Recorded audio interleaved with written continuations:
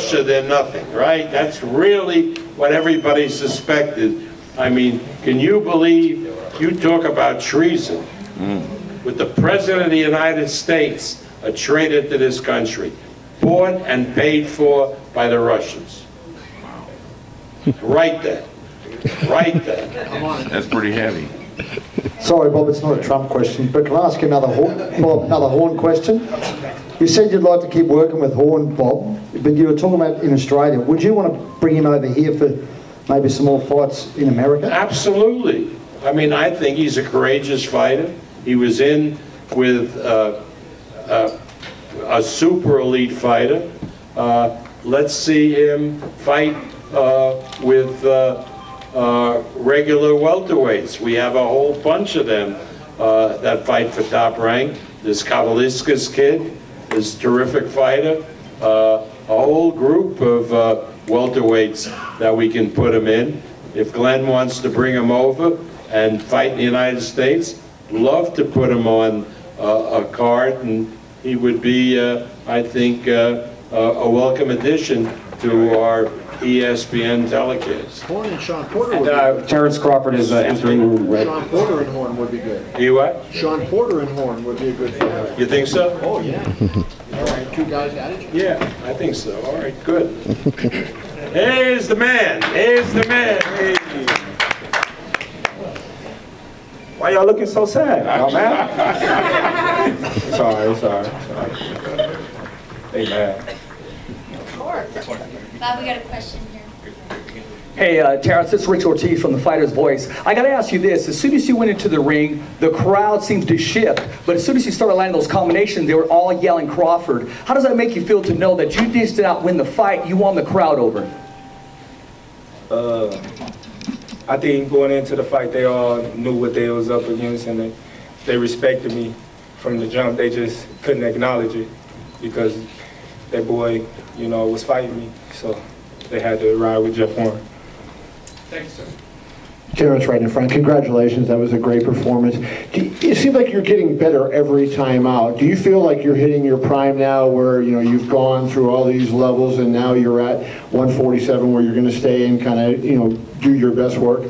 Yeah, I feel like I'm getting better and better. I feel like I'm stronger. I'm more, you know, energized.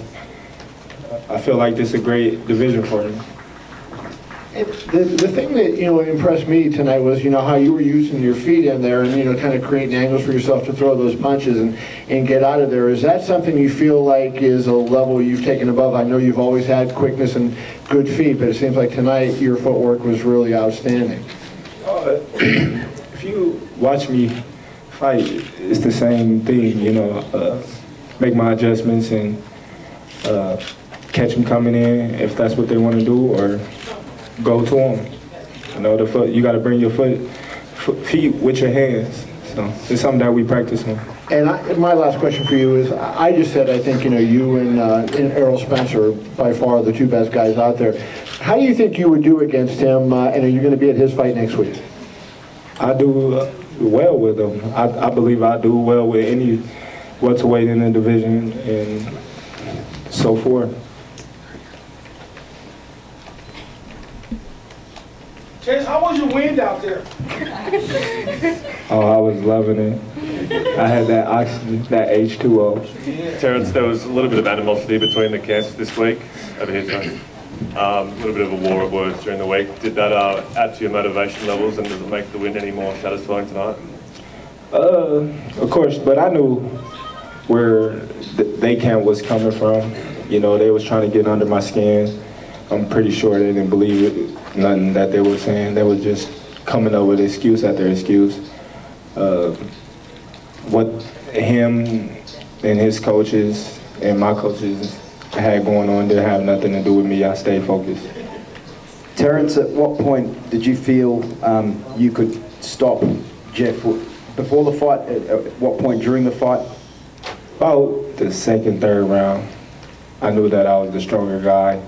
I knew that his punches couldn't hurt me, and you know, I hit him with, I think, a right hook that really hurted him, and I knew it was just a matter of time.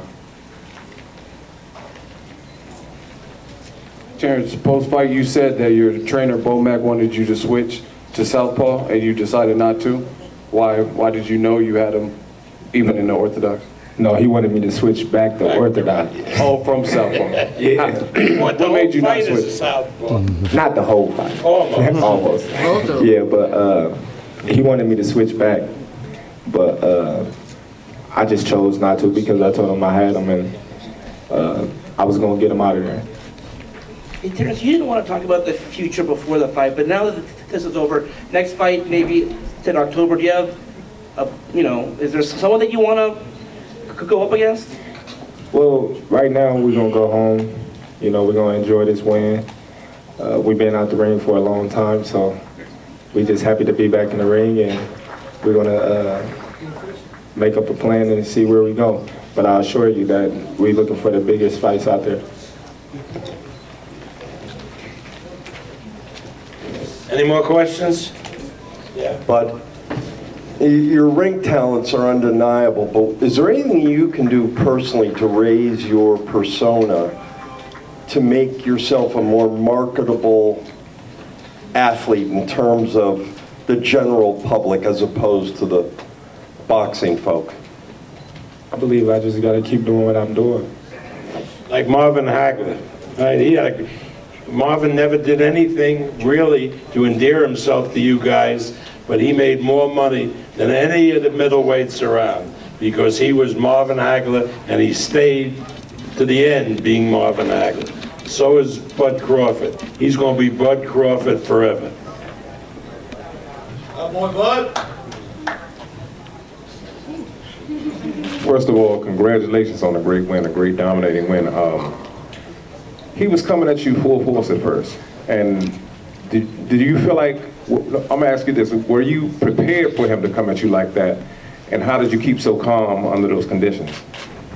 Of course we was prepared for that. I'm a calm fighter. We knew what we was up against. We dealt with bigger, stronger, faster sparring partners in the training camp that was relentless and didn't back up. So that helped me prepare for tonight.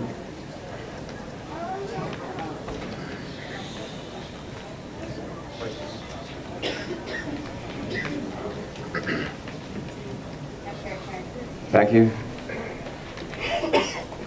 Just a short question. What does it feel like, can you talk about the moment for being a 3-division world champion? That's quite a feat. Oh, it feels great. I'm a champion now. I can call myself a champ again. Coming into this fight, I was the challenger, and I too much didn't like that. I wanted the title again, and now that I got that, now I can rest and assure you that I'll be back stronger and better next time. Terrence, was there anything Jeff did that surprised you at all? Not really. We knew everything he was going to do in there. We knew how he was going to come. There's only so much you can change in a person's style when he's so used to fighting one style and one style only. So we knew how the fight was going to go. We knew how he was going to come.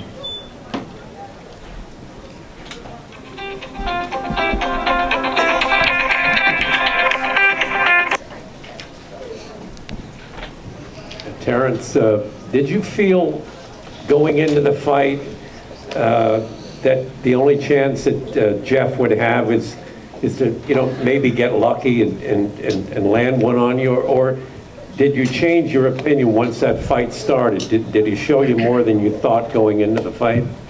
Not at all.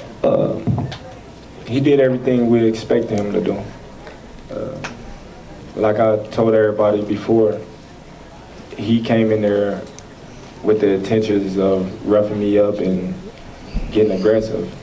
But the thing he didn't understand was how strong I was. So I think they underestimated me a little bit on that aspect of the game. But once we got in there and he felt my strength, he too much, just wanted to dart in with the straight right. Terrence Terrell Emerson from UNLV. The question that I have, you just kind of touched on it. Jeff said in the ring after the fight that you kind of shocked him in terms of power. How many welterweights do you believe that you're going to shock in terms of your power? I think they all going to respect me now. You know, I feel like I just displayed my talent and my power. And he's supposed to be a big welterweight in the division. And they see how I dealt with him, so they're going to be a little cautious.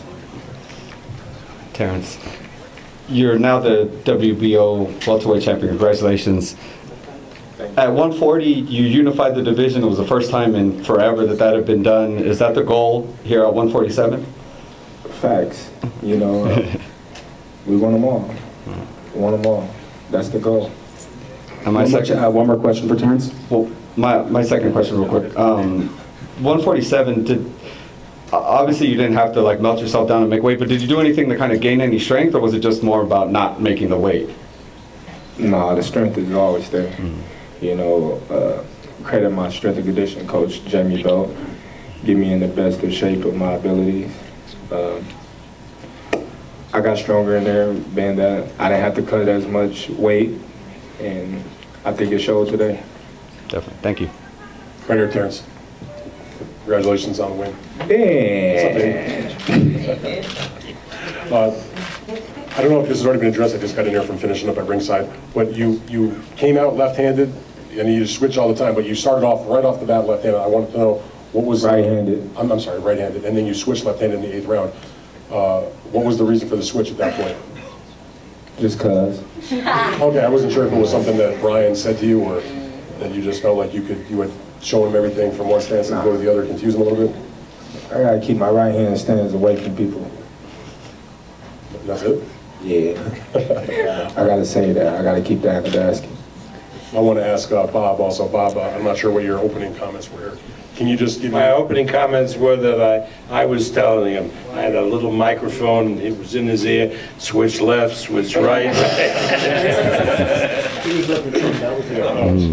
Can you just give your assessment of what you've seen? You watched him so many years, you watched him through the 2 weight classes now at welterweight. Just give your impression of what you see in Crawford tonight and the future for him. He's a terrific fighter. I've told everybody. I compare him, and it's the highest praise that I could give a fighter of welterweight, the mid-level, weight divisions, that he reminds me of Sugar Ray Leonard. And that, to me, is a great, great compliment, because I always thought that Leonard was the best, and this guy is equal, if not better, than Ray was. It's a big accomplishment. Yeah. What about the future for him? Future is unlimited. Unlimited. We're going to... One thing with this ESPN platform, we have the dates, and we're going to have Bud fight as many times as he and Bomac want. If he wants to fight 3 times a year, if he wants to fight 4 times a year, we got the dates for him. So it's up to him as to how busy he wants to be. Let's get this money. Thank you, Terrence.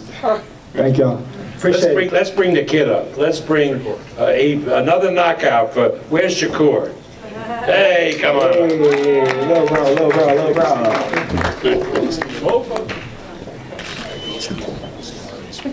Congratulations, I went to this 3rd